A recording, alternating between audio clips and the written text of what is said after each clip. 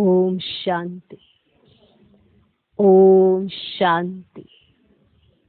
आज की तारीख है 9 अगस्त 2020। अव्यक्त महावाक्य, अव्यक्त बाप दादा रिवाइज कोर्स की मुरली, जिसकी ओरिजिनल डेट है 4 मार्च 1986। मुरली का सार: सर्वश्रेष्ठ रचना का फाउंडेशन।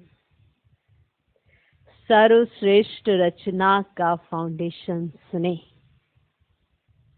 कि अगर स्नेह है ना तो वो सब कुछ कर जाता है। क्योंकि अगर स्नेह में ही कमी है तो बाकी सब चीजों में क्या, क्यों, कैसे, ऐसे, वैसे, संशय, ये वो, बहुत कुछ ऊपर नीचे होता रहता है। माया भी ज्यादा डिस्टर्ब वहीं करती है, वरना तो पेपर सबके सामने आते हैं। पर स्नेह की कमी आपको कमजोर बनाती है। और अगर स्नेह है तो आप कमजोरियों का गायन नहीं करते, प्राप्तियों का गायन करते हैं। और अगर स्नेह है तो स्नेही ने जो कहा वो सर माथे होता है।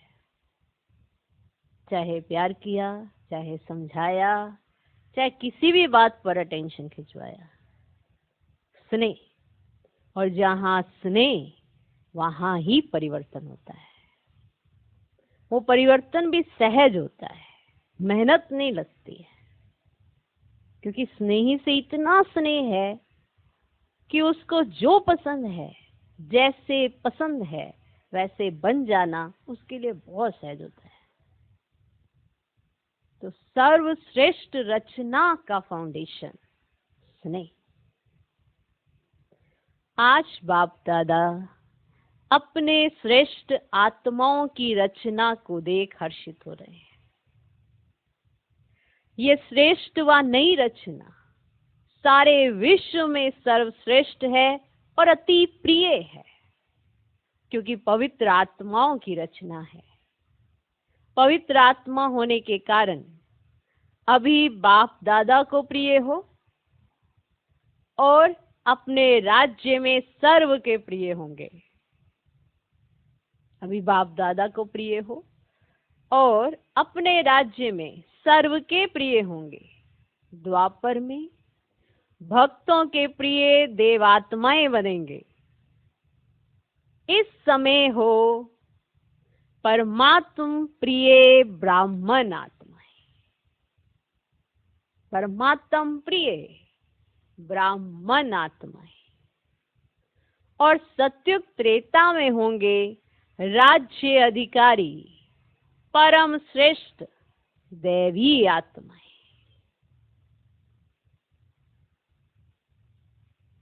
सत्युग त्रेता में होंगे राज्य अधिकारी परम श्रेष्ठ दैवी आत्माएं। और द्वापर से अब कलयुग तक बनते हो पूज्य आत्माएं। तीनों में से श्रेष्ठ हो इस समय परमात्म प्रिय ब्राह्मण सो फरिश्ता आत्माएं। सत्युग त्रेता में क्या हो, द्वापर कलयुग में क्या हो, और संगम पर डायरेक्ट परमात्मा के लिए आप क्या हो, तो सर्वश्रेष्ठ कौन सा? सर्वश्रेष्ठ इस समय परमात्म प्रिय ब्राह्मण सो फरिश्ता आत्माएं। इस समय की श्रेष्ठता के आधार पर सारा कल्प श्रेष्ठ रहते हो। जो संगम पर श्रेष्ठ रहता है ना, वो सारा कल्प के लिए श्रेष्ठ पद पा लेता है। सत्युग त्रेता द्वापर कलयुग, क्योंकि उसने संगम पर श्रेष्ठ रहने का पाठ बजाया। और उसका फाउंडेशन क्या था वो तो आगे ही पता चलेगा। इस समय की श्रेष्ठता के आधार पर सारा कल्प श्रेष्ठ रहते हो। देख रहे हो कि इस लास्ट जन्म तक भी आप श्रेष्ठ आत्माओं का भक्त लोग कितना आह्वान कर रहे हैं, कितना प्यार से पुकार रहे हैं। जड़ चित्र जानते भी आप श्रेष्ठ आत्माओं का भावनाओं से पूजा करते। माना मालूम है कि ये जड़ चित्र हैं, फिर भी आप श्रेष्ठ आत्माओं की भावनाओं से पूजा करते, भोग लगाते, आरती करते हैं। आप डबल विदेशी समझते हो कि हमारे चित्रों की पूजा हो रही है? तो बाबा ने डबल विदेशियों की तरफ देख के कहा, आपको अनुभव होता है ना कि हमारे चित्रों की पूजा हो रही है। भारत में बाप का कर्तव्य चला है, इसलिए बाप के साथ आप सबके चित्र भी भारत में ही हैं, क्योंकि आपका कर्तव्य भारत में चला है। तो बाबा के साथ आप सबके चित्र भी भारत में ही हैं। ज्यादा मंदिर भारत में बनाते हैं। ये नशा तो है ना कि हम ही पूज्य आत्माएं हैं। सेवा के लिए चारों ओर विश्व में बिखर गए थे, कोई अमेरिका तो कोई अफ्रीका पहुंच गए, लेकिन किस लिए गए हो? इस समय सेवा के संस्कार, स्नेह के संस्कार हैं। सेवा की विशेषता है ही स्नेह। सेवा की विशेषता है ही स्नेह। जब तक ज्ञान के साथ रूहानी स्नेह की अनुभूति नहीं होती, तो ज्ञान कोई नहीं सुनेगा। जब तक ज्ञान के साथ रूहानी स्नेह की अनुभूति नहीं होती, तो ज्ञान कोई नहीं सुनेगा। या आप सोचो, आप सिर्फ ज्ञान सुना दो और रूहानी स्नेह की अनुभूति अगर दूसरे को नहीं हो रही है, तो कोई ज्ञान नहीं सुनेगा। आप सब डबल विदेशी बाप के बने, तो आप सबका फाउंडेशन क्या रहा? बाप का स्नेह, परिवार का स्नेह, दिल का स्नेह, निस्वार्थ स्नेह। कि बाबा के बने तो उन आत्माओं का और आप आत्माओं का फाउंडेशन क्या रहा? बाप का स्नेह, परिवार का स्नेह, दिल का स्नेह, निस्वार्थ स्नेह। इसने श्रेष्ठ आत्मा बनाया। तो सेवा का पहला सफलता का स्वरूप हुआ स्नेह। तो सेवा में सफलता अगर रूहानी स्नेह नहीं तो नहीं मिलती। तो सेवा का पहला सफलता का स्वरूप हुआ स्नेह। कौन कौन सा स्नेह? बाप का स्नेह, परिवार का स्नेह, दिल का स्नेह, निस्वार्थ स्नेह। तो सेवा का पहला सफलता का स्वरूप हुआ स्नेह। जब स्नेह में बाप के बन जाते हो, तो फिर कोई भी ज्ञान की पॉइंट सहज स्पष्ट होती जाती। कोई भी ज्ञान की पॉइंट हो, अगर आपका बाबा के साथ इतना स्नेह है, तो वो ज्ञान की पॉइंट आपको सहज स्पष्ट होती जाती। जो स्नेह में नहीं आता, वह सिर्फ ज्ञान को धारण कर आगे बढ़ने में समय भी लेता, मेहनत भी लेता। क्योंकि ध्यान से सुनना, बहुत जबरदस्त बात है कि सच में होता क्या है। जहां स्नेह होता है, वहां हर बात कैसे स्पष्ट होती जाती है और क्यों होती जाती है। हर बात स्पष्ट रूप में ही क्यों दिखाई देती है। और जहां स्नेह की कमी रही, वहां पर स्पष्टता नहीं नजर आती, धुंधलापन रहता है। क्यों, क्या, कैसे, ऐसे ही रहता है। उसका कारण स्नेह की कमी है। फिर से सुनो, जब स्नेह में बाप के बन जाते हो, तो फिर कोई भी ज्ञान की पॉइंट सहज स्पष्ट होती जाती। जो स्नेह में नहीं आता, वह सिर्फ ज्ञान को धारण कर, माना ज्ञान को समझने की कोशिश में ही लगा रहता है, उसको धारण करने की कोशिश ही करता रहता है। वो आगे बढ़ने में समय भी लेता, मेहनत भी लेता, क्योंकि उनकी वृत्ति क्यों, क्या, ऐसा कैसे इसमें ज्यादा चली जाती। स्नेह की कमी है, इसलिए वो क्यों, क्या, ऐसा, कैसे, वैसे इसमें ज्यादा चली जाती है। और समय भी वो ज्यादा लेते हैं ज्ञान को धारण करने में, मेहनत भी वो ज्यादा लेते हैं, क्योंकि उनकी वृत्ति के अंदर क्यों, क्या, ऐसा, कैसे इसमें बुद्धि चली जाती है। और स्नेह में जब लवलीन हो जाते तो स्नेह के कारण, अब ध्यान से सुनना, जब स्नेह में लवलीन हो जाते तो स्नेह के कारण बाप का हर बोल स्नेह ही लगता। माना कभी ऐसा नहीं लग सकता कि बाबा ने ऐसा क्यों कहा, बाबा ने ऐसा क्यों कहा। एक नॉलेज के आधार पर किसी बात पे प्रश्न करना और ये मान के कि ये भगवान जो कह रहा है वो सत्य है, उसको समझना एक अलग बात होती है। लेकिन संशय में आकर किसी भी चीज को देखना और वृत्ति में क्या क्यों उठाना और अपने अंदर के तर्क को जिंदा रखना और फिर जब सामने से उत्तर मिले तो स्वीकार ना करना, इसीलिए मेहनत ज्यादा लगती है। वो जबरदस्त बात है।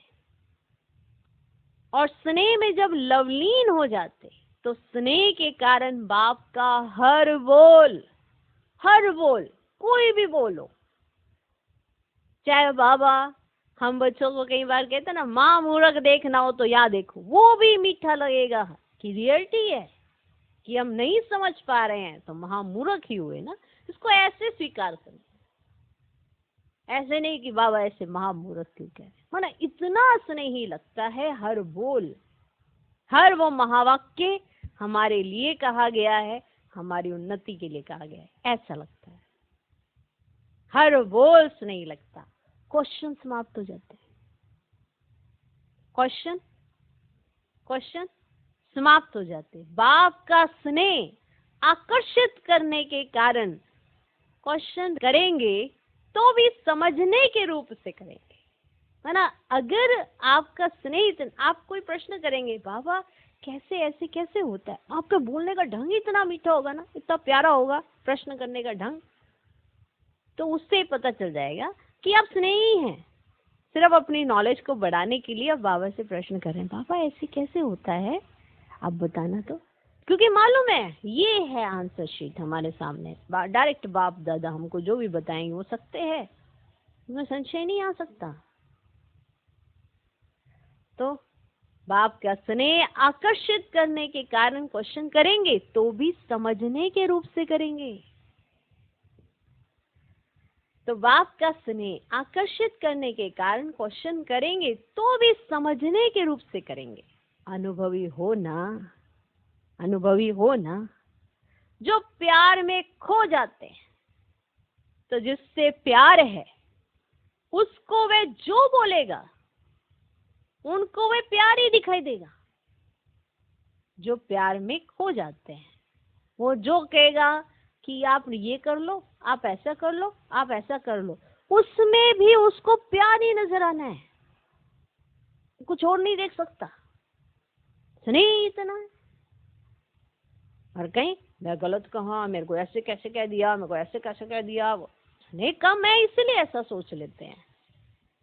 और जिसका स्नेह जास्ती होता है ना, वो उसको कुछ कहेगा, ऐसा करना, ऐसा करना, ये क्या किया, वो क्या किया, उसको भी समझ लेता है, ये मेरा बड़ा प्यार करता है मुझसे, करेक्ट करते रहते हैं, मेरे को गलत नहीं देख सकते, ये मेरे जीवन की नैया इन्होंने अपने हवाले कर लिया, वाह क्या भाग्यशाली आत्माओं में। तो जो प्यार में खो जाते हैं, तो जिससे प्यार है उसको वह जो बोलेगा उनको वह प्यार ही दिखाई देगा। तो सेवा का मूल आधार है स्नेह। तो सेवा का मूल आधार है स्नेह। बाप भी सदैव बच्चों को स्नेह से याद करते हैं, स्नेह से बुलाते हैं, स्नेह से ही सर्व समस्याओं से पार कराते हैं। तो ईश्वरीय जन्म का, ब्राह्मण जन्म का फाउंडेशन है ही स्नेह,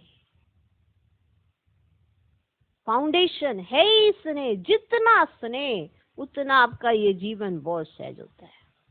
स्नेह की कमी देह में रहने के कारण आपके स्नेह की कमी हो सकती है। अगर आत्माभिमानी रहते हो, आत्मा देखते हो, आत्मा अनुभव करते हो और आत्माओं को ही देखते हो, आपका स्नेह बढ़ जाएगा।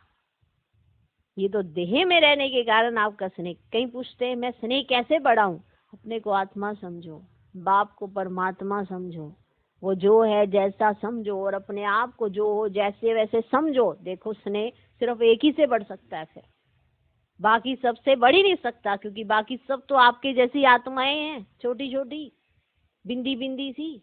उनके अंदर गुण और कर्तव्य ऐसे वाले नहीं है जो परम पिता परमात्मा में है। तो आपका स्नेह तो बढ़ेगा तो परमात्मा से, लेकिन देह में होने के कारण देहधारी ही चाहिए आपको। कि कोई आपकी तारीफ करे, कोई ये करे, ये जो फंसने फंसाने की ये जो बातें हैं, लगाव झुकाव की बातें, वो सिर्फ और सिर्फ देह समझने से होती है। कहीं कहते कैसे बढ़ाऊं मैं बाबा से स्नेह? आत्मा समझो, प्रैक्टिस करो, बाप को जो है जैसा है देखो, फिर देखो कैसे बढ़ता है स्नेह। फिर बढ़ता है स्नेह, ऐसे नहीं बढ़ता स्नेह। ये कोई वो चीज थोड़ा है ऐसे आपने पानी में चीनी घोली, 2-4 चम्मच और डाल दो, बढ़ जाएगा और मीठा हो जाएगा। ये वो चीज नहीं है। ये बढ़ाने के लिए आप जो हो, बाप जो है, उसकी फीलिंग को आपको निरंतर रखना पड़ेगा, तब बढ़ता है स्नेह। ऐसे नहीं बढ़ता।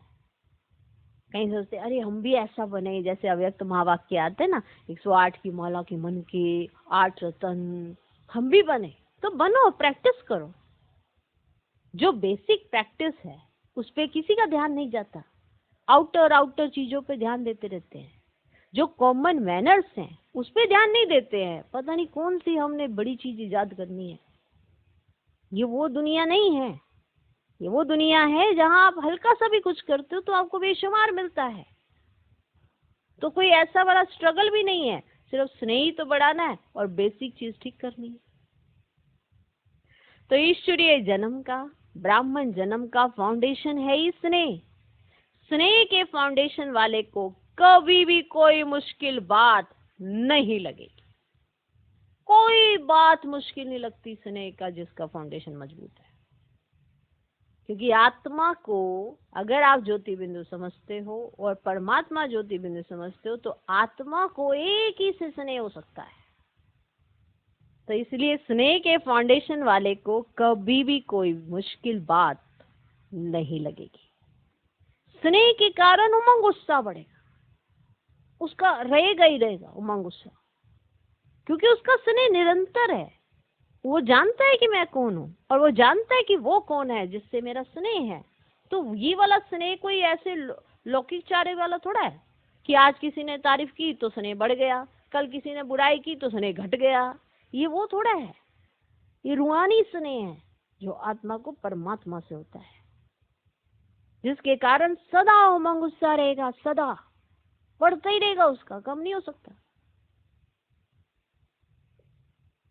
जो भी श्रीमत बाप की है हमें करना ही है, ये उसके अंदर होगा, जिसका फाउंडेशन क्या है? स्नेह का। ब्राह्मण जीवन में जिसका फाउंडेशन स्नेह है वो कभी भी हाथ और साथ नहीं छोड़ सकता, क्योंकि उसे बाप से स्नेह है। तो उसको कोई लेना देना नहीं कि कौन उसकी तारीफ कर रहा है, कौन उसकी बुराई कर रहा है, इससे कोई मतलब नहीं होगा। उसको ये रहेगा कि बाबा जो मुरली में कह रहा है वो मुझे करना ही है, बस मुझे तो वो करना ही है, क्योंकि बाबा का मेरे से स्नेह है, मुझे सबसे स्नेह है, मुझे सबसे रूहानी स्नेह है, क्योंकि बाबा का मेरे से स्नेह है, मेरा बाबा से स्नेह है। तो उसका स्नेह, बाप से स्नेह, परिवार से स्नेह, दिल का स्नेह, निस्वार्थ स्नेह, ये चारों चीजें ऑटोमेटिकली हो जाती है उसके साथ, क्योंकि उसके जीवन का फाउंडेशन स्नेह है। और स्नेह का फाउंडेशन डालने के लिए आत्मा समझना पड़ेगा। देह समझोगे तो ये पार्ट भी समझ में आएगा। तो जो भी श्रीमत बाप की है हमें करना ही है, देखेंगे करेंगे, ये स्नेही के लक्षण नहीं। देखेंगे करेंगे, कर रहे हैं, चल तो रहे हैं, देखेंगे करेंगे, ये स्नेही के लक्षण नहीं। बाप ने मेरे प्रति कहा है और मुझे करना ही है, ये है स्नेही आशिक आत्माओं की स्थिति। यह है स्नेही आशिक आत्माओं की स्थिति। स्नेही हलचल वाले नहीं होंगे। हलचल नहीं होगी उनके अंदर। क्यों? हलचल कैसे होगी? ऊपर नीचे, नीचे ऊपर, किसी को देख के हो ही नहीं सकते, क्योंकि उनका स्नेह इतना है बाबा से। हर बात में उन्हें स्नेह दिखाई देता है, तो हलचल कहां से आएगी? स्नेही हलचल वाले नहीं होंगे, सदा बाप और मैं, तीसरा ना कोई। जैसे बाप बड़े ते बड़ा है, स्नेही आत्माएं भी सदा बड़ी दिल वाली होती हैं। बड़ी दिल वाली होती है स्नेही आत्माएं भी। छोटी दिल वाले थोड़ी थोड़ी बात में मूंझेंगे, जिनकी छोटी दिल होती है। छोटी छोटी बात में मूंझ जाना, ये छोटी दिल की निशानी है, बड़ी दिल की नहीं। तो फराक दिल होते हैं, उन्हें चिंता भी किसी चीज की नहीं होती है, क्योंकि उनका चिंतन श्रेष्ठ होता है। और चिंतन इसलिए श्रेष्ठ होता है क्योंकि चिंतन में बाप होता है। स्नेह इतना होता है कि किसी और चिंतन में उनका ध्यान ही नहीं जाता है। कौन क्या, ये वो ये, उससे वो अपना उमंग सा कम ही नहीं करते हैं, सदा बढ़ा के रखते हैं। हलचल में आते नहीं हैं, मूंझते वो है नहीं, खुश सदा रहते हैं। छोटी दिल वाले थोड़ी थोड़ी बात में मूंझेंगे, छोटी बात भी बड़ी हो जाएगी उनके लिए। तो कौन? जो छोटी दिल वाले हैं, छोटी बात भी बड़ी हो जाएगी। बड़ी दिल वालों के लिए बड़ी बात छोटी हो जाएगी। डबल विदेशी सब बड़ी दिल वाले हो ना। बाप दादा सभी डबल विदेशी बच्चों को देख खुश होते हैं। कितना दूर दूर से परवाने क्षमा के ऊपर फिदा होने पहुंच जाते हैं, पक्के परवाने हैं। आज अमेरिका वालों का टर्न है। अमेरिका वालों को बाप कहते हैं आ मेरे अमेरिका, आ मेरे। अमेरिका वाले भी कहते हैं आ मेरे। ये विशेषता है ना। वृक्ष के चित्र में आदि से विशेष शक्ति के रूप में अमेरिका दिखाया हुआ है। जब से स्थापना हुई है तो अमेरिका को बाप ने याद किया है। विशेष पाठ है ना। जैसे एक विनाश की शक्ति श्रेष्ठ है, दूसरी क्या विशेषता है? विशेषताएं तो स्थान की है ही, लेकिन अमेरिका की विशेषता यह भी है कि एक तरफ विनाश की तैयारियां भी ज्यादा हैं और दूसरी तरफ फिर विनाश को समाप्त करने की यूएन भी वहां है ना, यूनाइटेड नेशन। वहां पे सबको मनाकर सलाह मशवरा ये सब, यानी कि यूनियन जो है वो यूएन, वो भी वहां है। एक तरफ विनाश की तैयारियां और एक तरफ सुलह कराने की तैयारियां, वो भी वहां है। ऐसा है ना। एक तरफ विनाश की शक्ति, दूसरी तरफ सभी को मिलाने की शक्ति। ऐसा है ना। तो डबल शक्ति हो गई ना। वहां सभी को मिलाने के लिए प्रयत्न करते हैं, तो वहां से ही फिर ये रूहानी मिलन का भी आवाज बुलंद होगा। वे लोग तो अपनी रीति से सभी को मिलाकर शांति का प्रयत्न करते हैं, लेकिन यथार्थ रीति से मिलाना तो आप लोगों का ही कर्तव्य है ना। है ना। वो तो सिर्फ अपनी रीति से मिलाने की कोशिश करेंगे, लेकिन यथार्थ रीति से मिलाने का कर्तव्य तो आप लोगों का है ना। वे मिलाने की कोशिश करते भी हैं, लेकिन कर नहीं पाते हैं। वास्तव में सभी धर्म की आत्माओं को एक परिवार में लाना, यह है अब ब्राह्मण आत्माओं का वास्तविक कार्य। ये विशेष करना है। जैसे विनाश की शक्ति वहां श्रेष्ठ है, ऐसे ही स्थापना की शक्ति का आवाज बुलंद हो। विनाश और स्थापना साथ साथ दोनों झंडे लहराएं, एक साइंस का झंडा और एक साइलेंस का। साइंस की शक्ति का प्रभाव और साइलेंस की शक्ति का प्रभाव दोनों जब प्रत्यक्ष हो, तब कहेंगे प्रत्यक्षता का झंडा लहराना। जैसे कोई वीआईपी किसी भी देश में जाते हैं ना, तो उनका स्वागत करने के लिए झंडा लगा लेते हैं ना। ऐसा होता है ना कि एक तो अपने देश का उनका झंडा, और जो दूसरे जिस भी देश से आते हैं तो उनका भी झंडा। तो अपने देश का भी लगाते हैं और जो आता है उनके देश का भी लगाते हैं। देखा कितनी सारी इंफॉर्मेशन आपको दी जा रही है। तो परमात्म अवतरण का भी झंडा लहरावे। परमात्म कार्य का भी स्वागत करें, बाप का झंडा कोने कोने में लहरावे, तब कहेंगे विशेष शक्तियों को प्रत्यक्ष किया। ये गोल्डन जुबली का वर्ष है ना, तो गोल्डन सितारा सभी को दिखाई दे। जो हमारे झंडे में गोल्डन सितारा है सभी को दिखाई दे। कोई विशेष सितारा आकाश में दिखाई देता है तो सभी का अटेंशन उस तरफ जाता है ना। ये गोल्डन चमकता हुआ सितारा सभी की आंखों में, बुद्धि में दिखाई दे। ये है गोल्डन जुबली मनाना। ये सितारा पहले कहाँ चमकेगा? अभी विदेश में अच्छी वृद्धि हो रही है और होनी ही है। बाप के बिछड़े हुए बच्चे कोने कोने में जो छिपे हुए हैं वे समय परमान संपर्क में आ रहे हैं। सभी एक दूसरे सेवा में उमंग उत्साह से आगे बढ़ रहे हैं। हिम्मत से मदद भी बाप की मिल जाती है। ना उम्मीद में भी उम्मीदों के दीपक जग जाते हैं। दुनिया वाले सोचते हैं ये होना तो असंभव है, बहुत मुश्किल है, और लगन निर्विघ्न बनाकर उड़ते पंछी के समान उड़ाते पहुंचा देती है। डबल उड़ान से पहुंचे हो ना, एक प्लेन और दूसरा बुद्धि का विमान। एक तो प्लेन से आए हो आप और दूसरा बुद्धि का विमान। हिम्मत उमंग के पंख जब लग जाते हैं तो जहां भी उड़ना चाहे उड़ सकते हैं। बच्चों की हिम्मत पर बाप दादा सदा बच्चों की महिमा करते हैं। हिम्मत रखने से एक से दूसरा दीपक जगते माला तो बन गई है ना।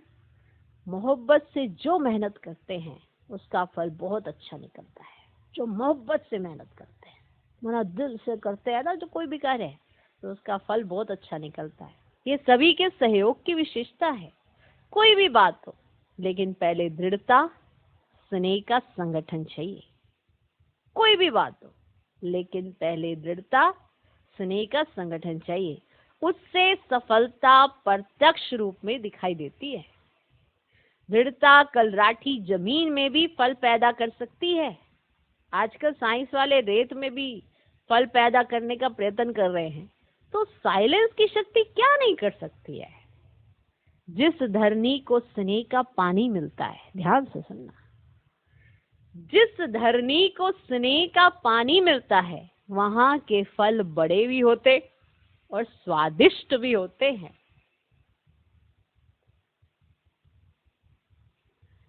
अब इसमें एक और बहुत बड़ा अच्छा सा रहस्य बाबा सुना रहे हैं। जिस धरनी को स्नेह का पानी मिलता, यहाँ की आत्माएं जो है स्नेह में ऐसी भरी रहती है बाबा के प्यार में, तो वहाँ के फल भी बड़े होते हैं और स्वादिष्ट भी होते हैं। जैसे स्वर्ग में बड़े बड़े फल और टेस्टी भी अच्छे होते हैं, वहाँ फल भी बड़ा होगा और मीठा भी और टेस्टी भी होगा। विदेश में बड़े फल होते हैं, है ना, लेकिन टेस्टी नहीं होते हैं। ये कितनी वंडरफुल बात है कि वहाँ जो साइज है ना फलों का विदेश में, वो बहुत बड़ा बड़ा होता है, लेकिन टेस्टी नहीं होते हैं। फल की शक्ल बहुत अच्छी होती, लेकिन टेस्ट नहीं। और भारत के फल छोटे होते, लेकिन टेस्ट अच्छी होती है। यहाँ के फल छोटे होते हैं, साइज उनका छोटा होता है, छोटा हो जाता है ना साइज यहाँ का, प्रकृति ऐसी हो जाती है, लेकिन टेस्ट अच्छी होती है। फाउंडेशन तो सब यहाँ ही पड़ता।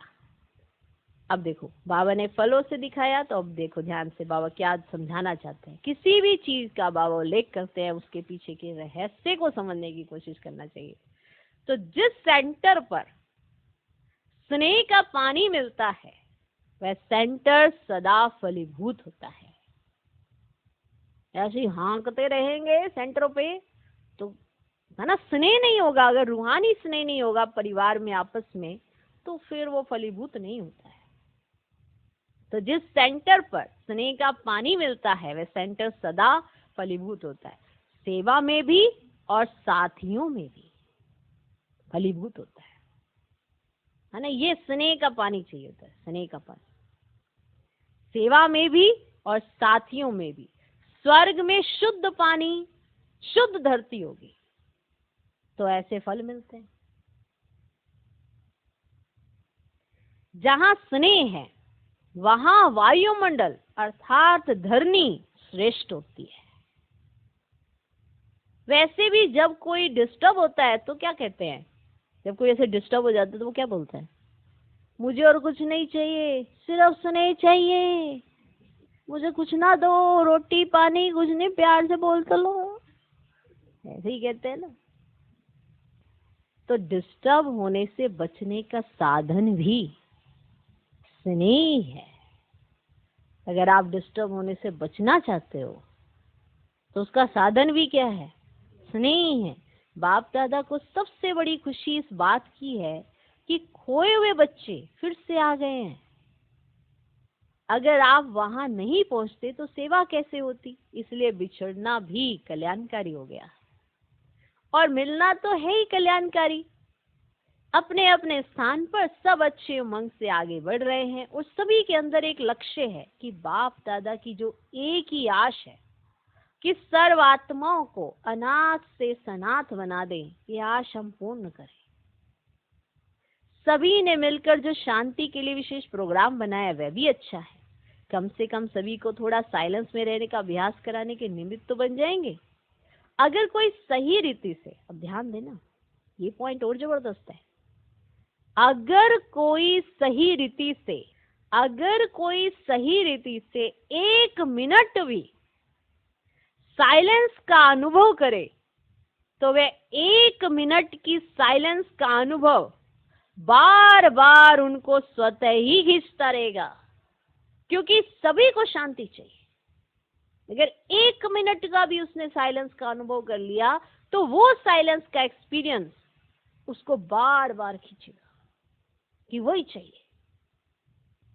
लेकिन विधि नहीं आती है, संग नहीं मिलता है। इसे बाहर की दुनिया में तो ये है ही है ना। उनको 1 मिनट की साइलेंस का अगर एक्सपीरियंस उन्होंने कर लिया तो वो बार बार खींच के आएंगे, क्योंकि उनको तरीका नहीं आता है, उनको संग भी नहीं मिलता है।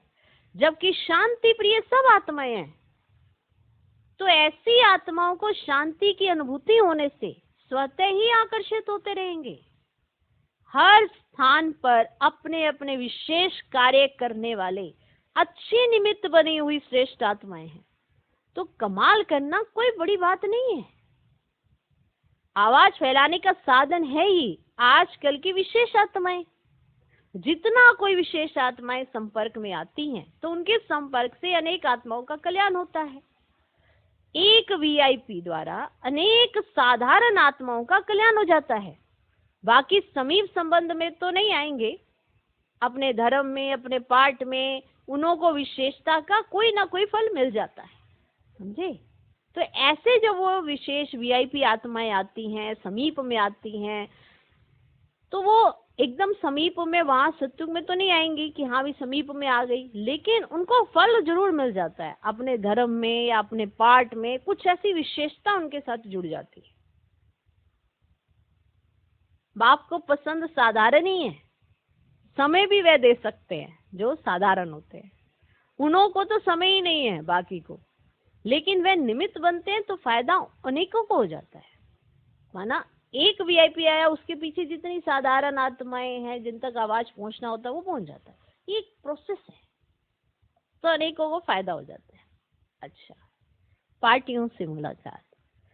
सदा अमर भव की वरदानी आत्माएं हैं, ऐसा अनुभव करते हो? सदा अमर भव की वरदानी आत्माएं, सदा वरदानों से पलते हुए आगे बढ़ रहे हो ना। जिनका बाप से अटूट स्नेह है वे अमर भव के वरदानी है। इसलिए बताया ना, जिसका स्नेह होगा ना वो बाप का हाथ और साथ, ये ब्राह्मण जीवन कभी छोड़ ही नहीं सकता।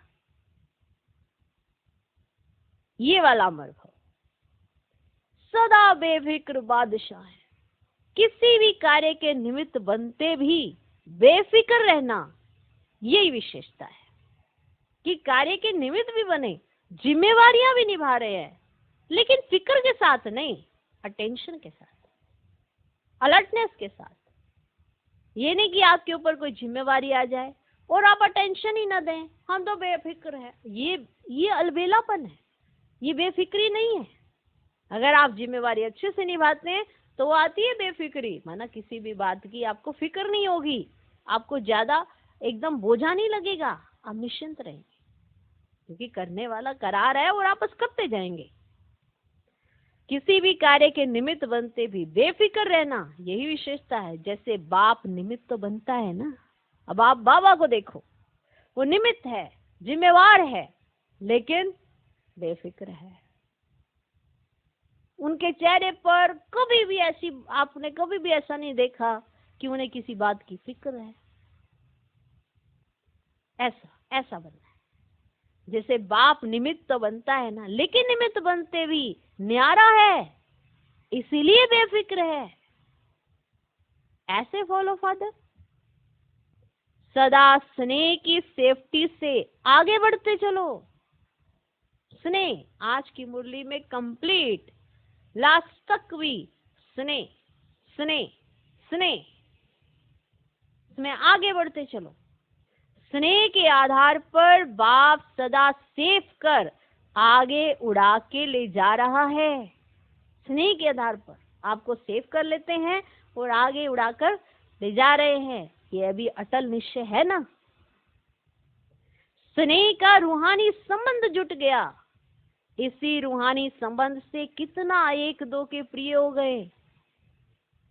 बाप दादा ने माताओं को एक शब्द की बहुत सहज बात बताई है। एक शब्द याद करो, मेरा बाबा। बस मेरा बाबा कहा और सब खजाने मिले। ये बाबा शब्द ही चाबी है खजानों की। माताओं को चाबियां संभालना अच्छा आता है ना, तो बाप दादा ने भी चाबी दी है। जो खजाना चाहे वह मिल सकता है। एक खजाने की चाबी नहीं है, सभी खजानों की चाबी है।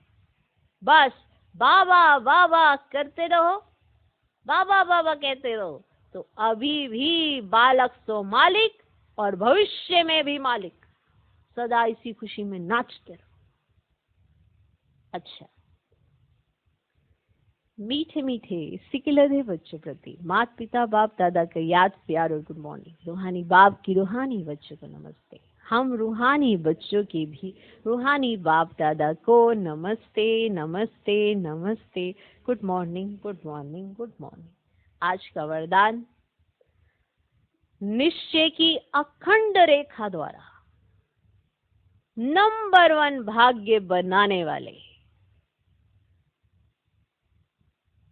निश्चय की अखंड रेखा द्वारा, निश्चय की अखंड रेखा,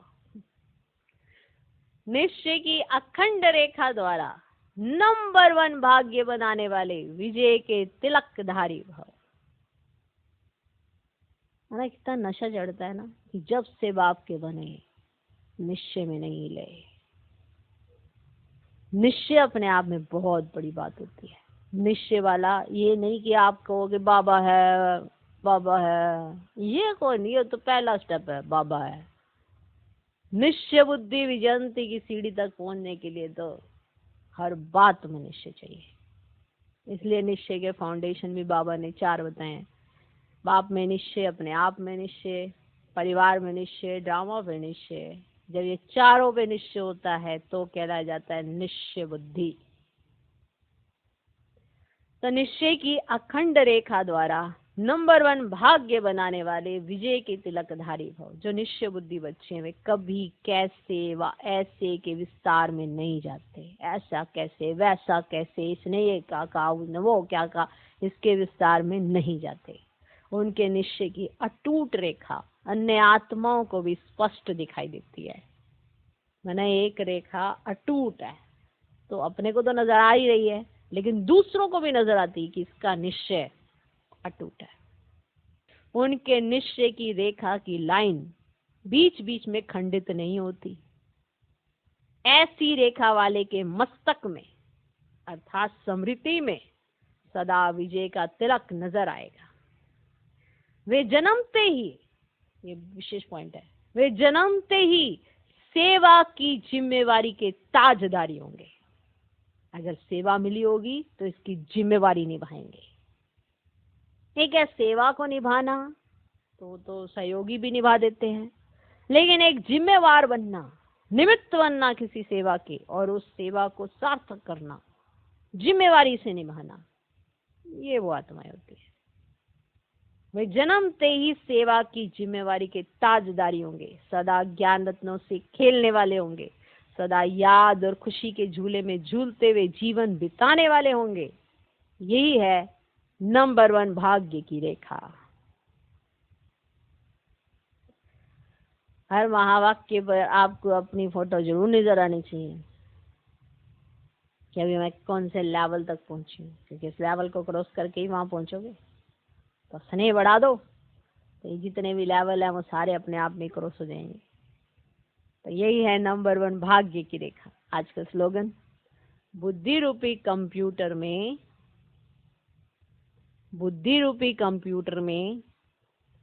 फुल स्टॉप की मात्रा आना, माना प्रसन्न चित रहना। तो प्रश्न नहीं आते तो चित्ता शांत नहीं हो सकता।